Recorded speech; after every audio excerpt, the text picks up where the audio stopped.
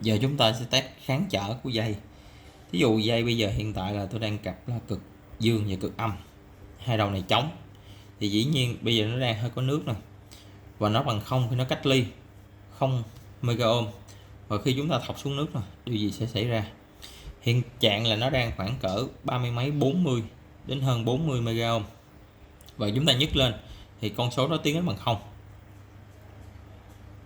Nó có thể là số vài trăm mega ohm, tại vì trên không khí hơi nước thì nó vẫn có thể nối được với nhau trong khoảng cách gần, giống như điện chúng ta dí xuống mặt nước mà chúng ta bước gần lại nó đó, nó đang nhảy nè ha, mặc dù chưa nhấn nước, nó có cái hơi nước quý vị. Khi nước chúng ta để điện 220 trong phạm vi vài mét chúng ta sẽ bị điện giật, nhưng mà trên 10 mét chúng ta sẽ an toàn. Nhưng nếu như nó không phải là điện 220 mà là điện lớn của cao thế và trung thế thì chúng ta sẽ gặp nguy hiểm. Thì hiện tại mình đang test cho các bạn xem, đây là test khả năng vô nước của thiết bị, và dĩ nhiên cái kháng trở điện trở của nó đang tiến về không là con số rất lớn, nó tầm vài ôm hoặc là vài chục ôm thì chúng ta sẽ là dẫn điện giống như là 220 thẳng qua 220. Còn mega ôm này ví dụ như 220 chúng ta sẽ giảm xuống còn khoảng cỡ trăm mấy volt nhưng mà vẫn đủ chết. Thì hiện trạng này trong vòng vài mm như thế này mà các thiết bị âm thanh, đặc biệt là đầu mi khi xuống nước, chúng ta sẽ thấy nó nối cực và dẫn đến là hư dây mi và hư wireless. Các bạn thấy không nè?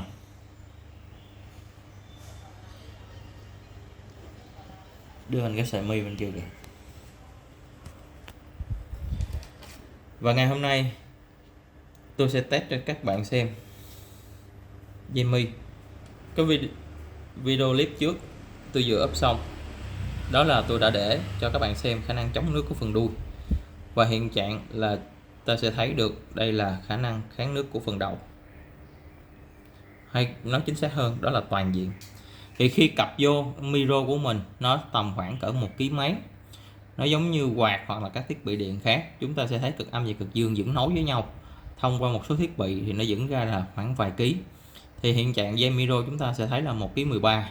Và xem khi chúng ta nhúng nước, do micro này là công nghệ khác mà bên mình đã sử dụng là màng micro. Màng micro chúng ta sẽ giải thích sau. Bây giờ hiện tại khi chúng ta nhấn xuống, nếu như nó dưới 1.1 tiến tới là 0.3 0.4 kΩ thì là đầu mi vô nước. Nhưng nếu như nó vẫn lay quay cái số này, tại vì khi chúng ta dao động thì màng micro nó dao động, màng micro dao động thì micro sẽ có điện quý vị à, giống như cái quạt chúng ta quay cấp điện cho nó thì nó sẽ quay, nhưng khi chúng ta quay thì nó sẽ đưa điện ngược lại, đặc biệt là mấy cái quạt DC chúng ta có thể thử.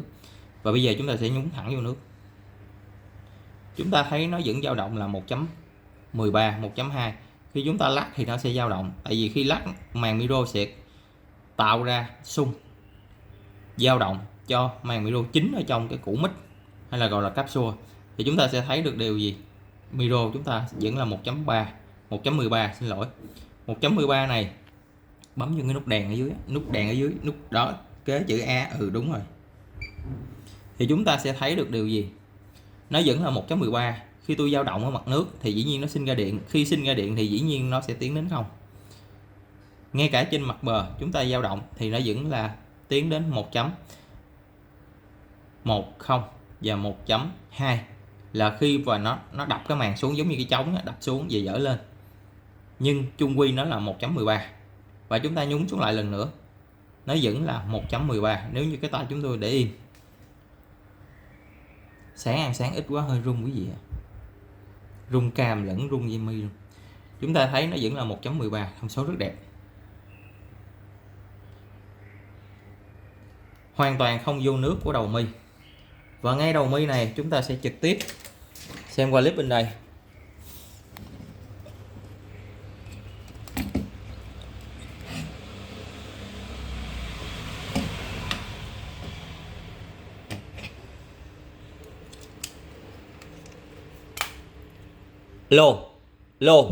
Lô, chúng ta thấy được, quay cái màn hình.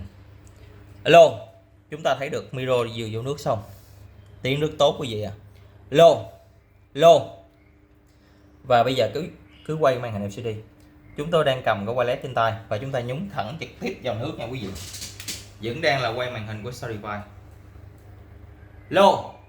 Lô, lô, em quay qua đây chỉ vô cái tô này. Lô, micro chúng ta đang dưới nước. Alo, 1 2 3. Cục wireless chúng tôi tự nhiên cầm trên tay. Chúng tôi chỉ gắn một cục duy nhất mà thôi. Quay qua màn hình bên bên.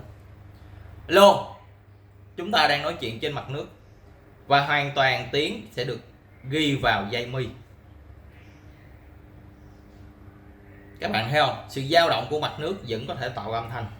Tiếng chúng ta nói xuống mặt nước truyền động vô màn micro và màn micro truyền động vô màn micro chính của capsule. Tiếng chúng ta rất ổn định. Alo, 1 2. Quay lại micro bên đây nha. Các bạn thấy một điều là gì? Micro chúng tôi là đang ngập xuống nước. Tôi sẽ cho nó xuống đáy quý vị ạ.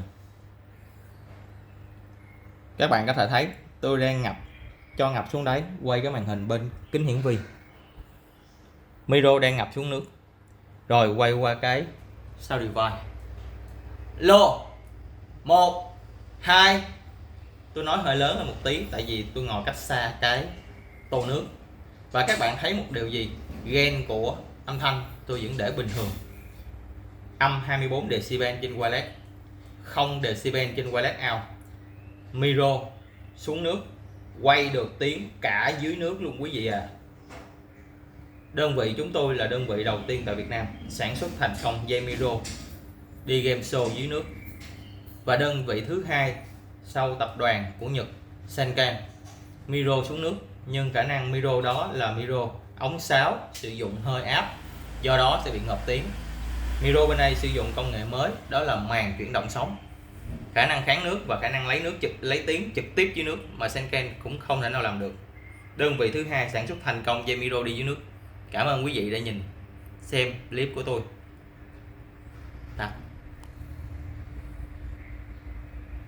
Đúng rồi.